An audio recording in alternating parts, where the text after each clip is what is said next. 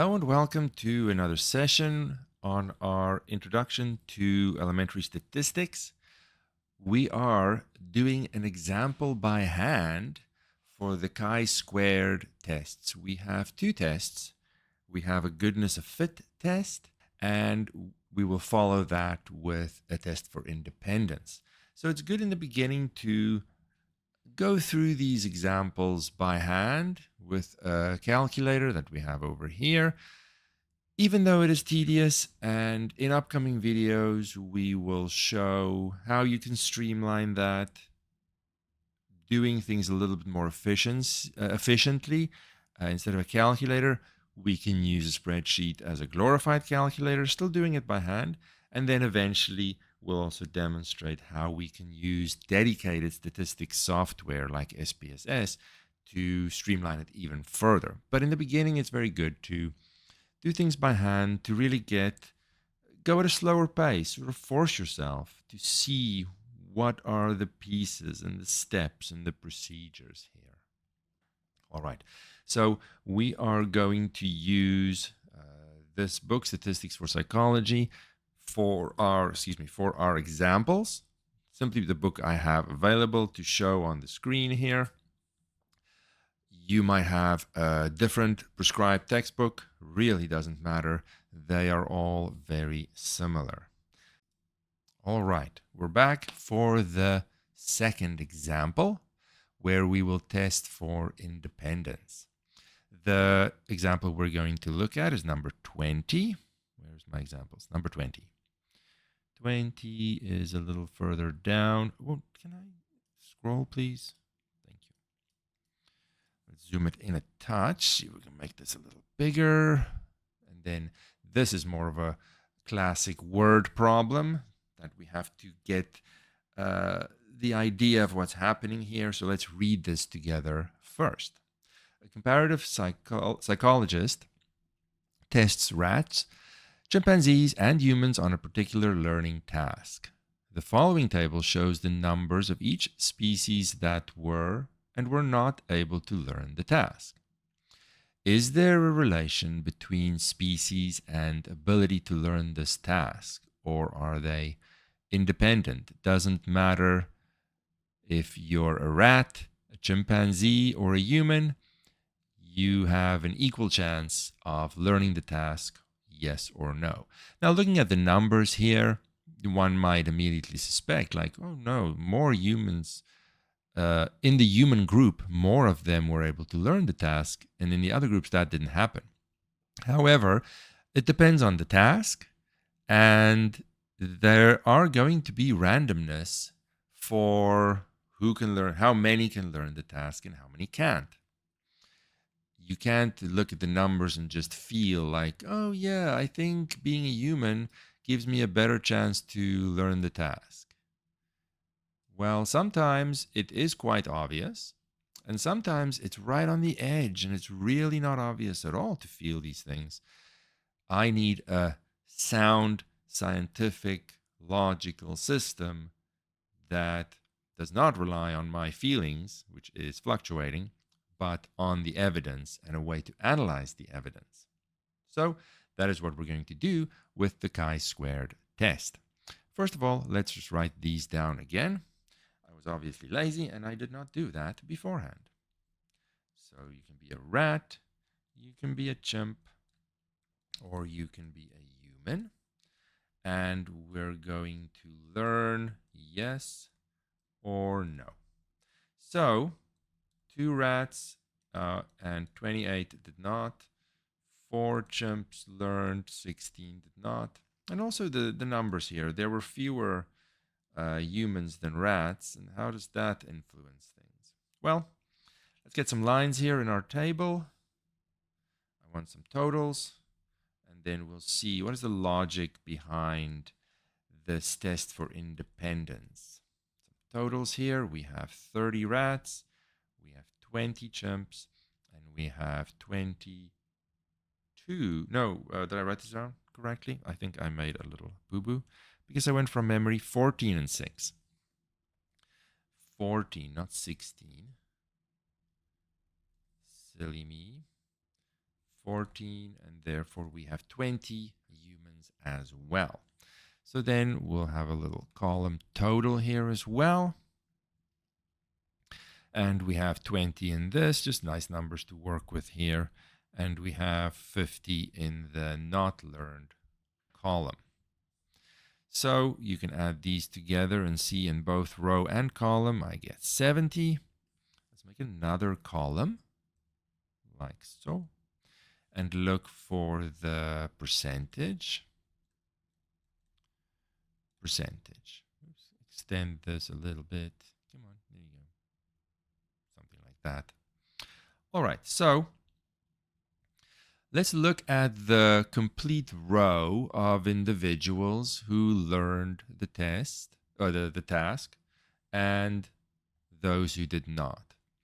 20 out of the 70 were able to learn the task. So 20 divided by 70, make it a percentage.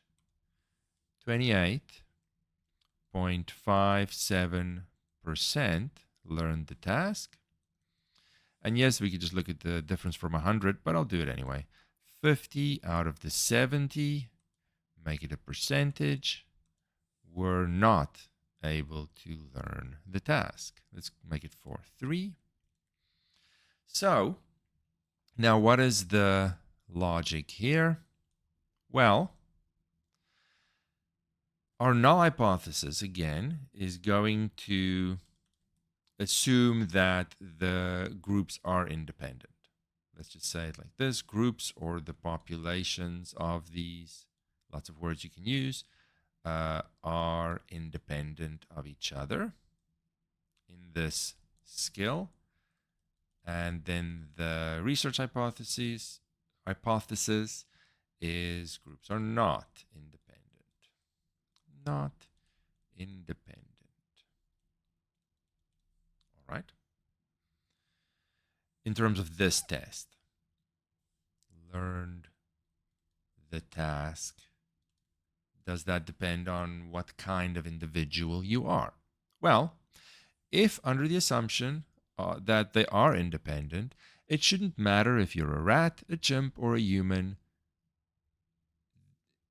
Your probability or the proportion of those who learned the task versus did not should be all the same, or within some randomness, right? There's some fluctuation because I just take a little sample.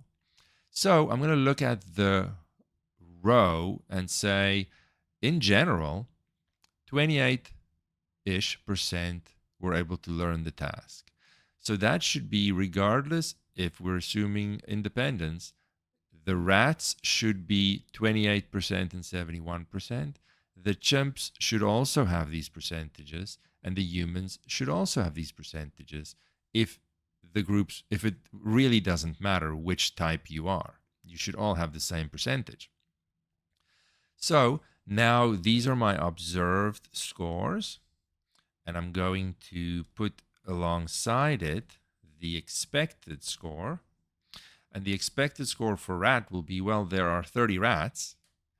28% of them should be able to learn, should have learned the task if there's complete independence. So we will take our 30 rats, well, actually percentage, I guess. So 28.57, make it a percentage, times the 30 is the expected number of rats that should learn the task. I'll just round to 2 decimal places here to make our hand calculations a little bit more manageable. In general, yes, it is a little bit of an issue if I have rounding and then I do further calculations on top of that. I could run the risk of having some rounding errors. I am aware of that, but in practice, you wouldn't do things by hand. This is just for us to better understand and walk through the process. We sort of force ourselves. All right. So then I expect 71.43% of the 30 rats to not learn the task. 21.43. And I'll do the same for the chimps. Out of the 20 chimps, I expect 28.57% to learn the task out of the 20. So I expect 5.71 chimp. And I expect 71.43% of the 20 chimps to not learn the task, assuming it doesn't matter what kind of individual you are. We'll do the humans as well. So doing it by hand is nice and slow, giving me a chance to think about the logic here. It's a really good idea. We are also focused on just results.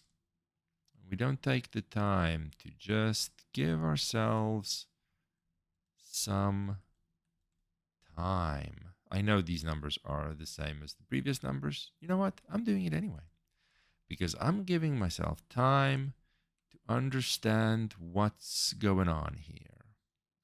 Because the number of chimps and the number of humans are the same total. Oopsie, let's go make that 9. Let's erase this. Make it a 9 like before. Because they're the same total, and I'm using the same expected percentages, yes, these numbers will of course be the same. But the point here is more to do it by hand, slowly take our time. So I did that. Okay, so now I have the observed scores. I have 6 of them, and I have 6 expected scores as well. Our formula is the same, which is over here. Observed minus expected, all squared, divided by the expected, and then I'm going to add them all together. Where am I now? Over here. So I'll make a new table, and I'll put it. I'll put it over here. I guess. Let me just think. Well, we have this written down. I'm just going to erase this. You can remember what the null hypothesis is. It is quite easy in this case. It is, I assume independence, or I do not.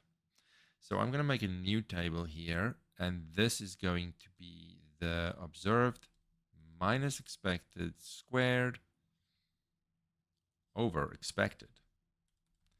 So we're going to have, I'll just copy the headings again. So the annoying thing here doing it by hand is if I gave myself more space, I could have put a third one in there, which is the actual calculation we're adding up. But, you know, I did not. So I have to make a new table somewhere else to keep track of which one was which one. Not that you have to, but I think it is a good idea to just organize things a little bit. In the end, we're just going to add up this calculation for all 6 of these. So it really doesn't matter which one went where, but I don't know, I feel better doing it that way and having myself organized. So this is going to take a little bit of time, but that's okay. I'm going yes and rat first. 2 minus 8.75, close my bracket, square it, divided by expected, sorry, did I say 7.5? It's 5.7. And we get a 5.04. Did I actually square this? 2 minus expected squared over 8.75. Okay, good. Next one, I'll just go down the rat column. Bracket, observed is 28 minus expected, 21.43. Close the bracket, squared, divided by expected, 21.43. You are more than welcome to skip ahead in the video. If you find this tedious and you understand what's going on, feel free. But I'm going to do them all for those people who are watching who really need the time to just work my way through this. I'm not skipping any steps. You can follow along exactly. 4, I'm going to jump and yes. Observed minus expected. So 4 minus 5.71, close the bracket, squared, divided by expected 5.71 equals 0.51. Next jump and no. 16 is observed, minus 14.29 is expected. Close the bracket, squared, divided by expected. And I get 0.20. Yeah, the chimps follow the expected numbers very closely. Not that that means anything, because I'm testing independence. Under the independence assumption, they should all follow pretty closely to these overall percentages. Just a little observation.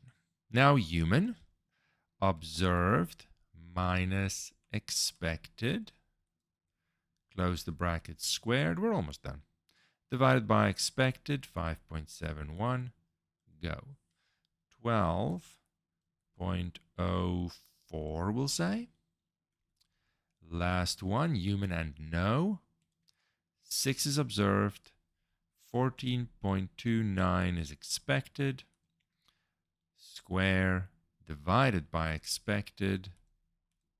It's very nice repetition. And I sort of learn the formula as I do this in a more natural way. I don't have to stare at a formula and try and memorize it.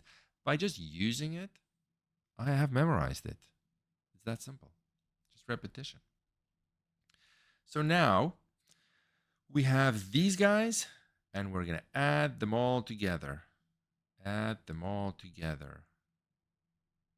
That's right here. Sum of all these guys. That is going to be my chi-squared statistic. Let's do it. I'll go rats, then chimps, then human. 5.04. I do realize that I'm rounding, like I said. We wouldn't be doing this by hand in general. So I understand that rounding errors could make those last couple of decimals a little bit questionable, but the purpose here is more to get a feel for the process. Now, I don't know if I added that up right. Multitasking is not my strong suit. I can't go back and check. Can I go back and check? Yes. Let me just check if I got all the numbers here. I spaced out while doing it. We got my 5.04. We got the 2.01. We got the 0.51, 0.2, 12.04, 4.9. Okay, I think we're good. Equal 24.61. That is big. Wow. Well, this number, there are some bigger numbers that, and I'm just adding them, that's throwing it all off a little bit. Okay, well, we still don't know. We suspected, right? We suspected that, especially the human one, it just does not follow this expected percentage. But we want to be sure, because sometimes it's not obvious at all. So we have our degrees of freedom, which in this case is, let me just scroll up. Oh, we see the groups here. Number of categories minus 1 times number of categories times, minus 1. So 2 minus 1, let's write it down, times 3 minus 1. That'll be 1. That'll be 2. So just 2 again, like before.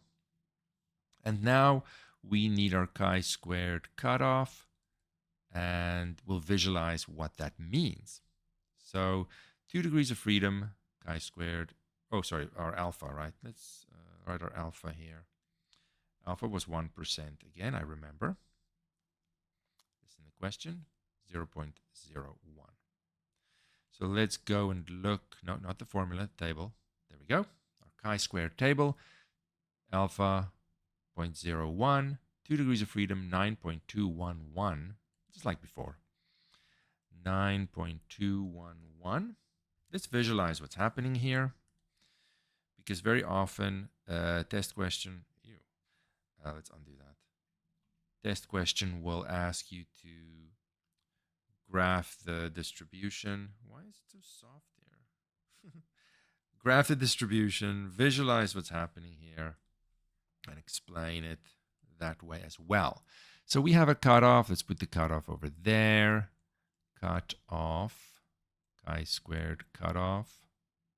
What is that dot doing there? I don't know. 9.211. And we got that because we required that 1% is in this tail, always on the right.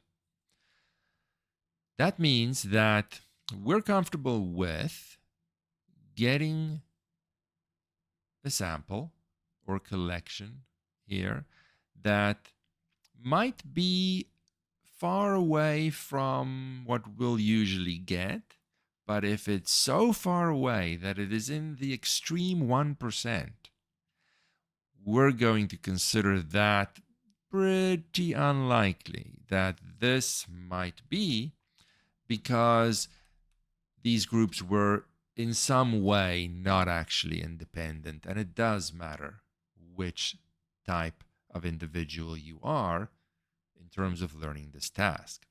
Because if we have good sampling, it is extremely unlikely that we would just by chance stumble on something that extreme. And we have a very extreme observed score of 24.61. That's very strong evidence that this wouldn't just happen randomly. Is there a chance? Yes, but it is so incredibly small that you would most likely not see that. So we have our conclusion. And again, I will write it in two different ways. Since our observed chi-squared score is greater than the cutoff, we reject the null hypothesis, which said they're independent. That's too rare. That's too rare. There's still a chance, of course. There is a chance that they are independent and I'm making the wrong conclusion. That's 1%. But we have to make that decision. So that's one sentence. And now I can say it more in the words of the question, so that someone who doesn't really understand the chi-squared test and all the language and symbols that we use can still understand what the conclusion is. So we'll say the evidence is strong enough to suggest that, now we can say it in a lot of words, that the groups are not independent, or we can elaborate even further that the type of, or let me put it this way. Let's go back here. That the ability to learn the task is, let's say, dependent on, I'm trying to squeeze this in, though I could just move up. Dependent on the type of individual. Now you can phrase that in other ways as well. The ability to learn the task in some way is affected by the type of individual, is connected by it. It does matter. That's the point. All right, so we had two examples. We had a goodness of fit example. Fix my F here, make it so worse. And we have a test for independence example. It is definitely worth doing it by hand so you can get an appreciation for the process. And then when you streamline it further by using technology in different ways, you still understand what is going on. All right, that was a little longer because we had 2 examples to work through. We will stop it there. Let me know if you have any questions or comments, and we'll see each other next time. Until then. Welcome to MathCats, where we aim to better understand mathematics. Join us weekly for discussions on elementary, high school, through to university math.